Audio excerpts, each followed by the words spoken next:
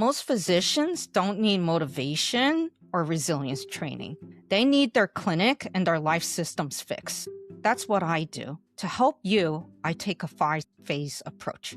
Phase 1, clinical reality audit. The problem that physicians have is they feel overwhelmed, but they can't pinpoint why. Everything feels really heavy. What I do is help the physician's actual workload, not their job description. What I help you audit is the clinical volume versus cognitive load, the documentation burden, because that's where all the time actually goes, I get it, the decision fatigue inside a clinic day, and the after-hours shadow work, right? So all the charting, the inbox that you gotta check, all those emails, and just worrying about your patient. We'll create a stress mitigation plan together that clearly identifies what is structurally broken versus what is within your control to improve. The specific bottlenecks will be identified that are driving your stress and draining your time and energy away, and create a focused, reasonable, realistic action plan that directly addresses the constraints keeping you stuck. Understand this, burnout isn't a personality flaw. It's a poorly designed system. So let's figure out how to best optimize the system the best we can to serve you. Phase 2 involves control recovery. Over time, control has quietly eroded.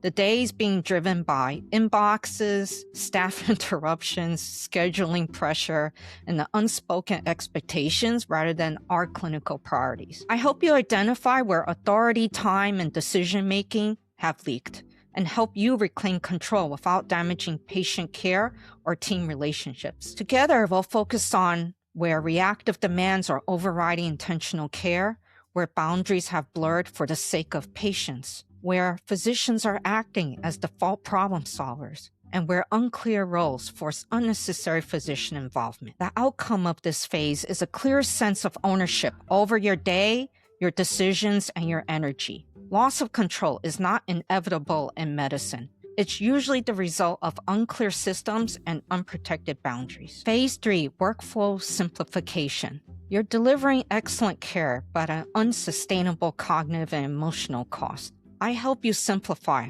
how work flows through your clinic so less energy is spent on repetition, friction, and avoidable decisions. I help you address documentation inefficiencies and template overload, repetitive decisions that can be standardized, tasks that can be delegated but aren't, and perfectionism applied where it adds to no clinical value. The same level of care with far less mental and emotional exhaustion. Excellent medicine does not require constant exhaustion. Phase 4, energy and life alignment. Even when schedules improve, you still feel depleted and disconnected outside of work. I help you align your clinical workload with your actual energy capacity, not just your availability. I help you work on your natural energy patterns throughout the day and week, personal non-negotiables that have been quietly sacrificed, recovery time that is protected, not left over, and guilt and identity patterns tied to overwork. The result you'll achieve at this phase is you're present at work and at home without feeling pulled apart by both. You don't need better time management. You just need better energy protection. Phase 5, sustainable guardrails. You've made changes before, but over time, you know everything slowly reverts back. I help you install guardrails that protect progress and prevent burnout from creeping back in. I'll help you build clear decision filters for what deserves your attention. Boundary language that feels professional and firm. Clinic rules that protect your time and energy. Periodic self-checks to catch drift early. The result that you achieve as a result of this phase is that you have a system that continues to support you even as demands change. Sustainability isn't about willpower.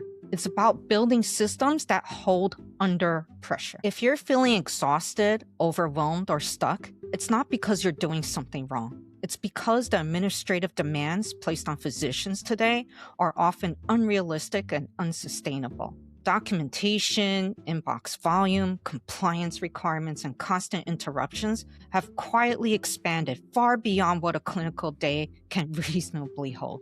What actually creates change is addressing the administrative load, restoring control over your day, and building systems that support the way you practice medicine. That's the work I do, and it is possible.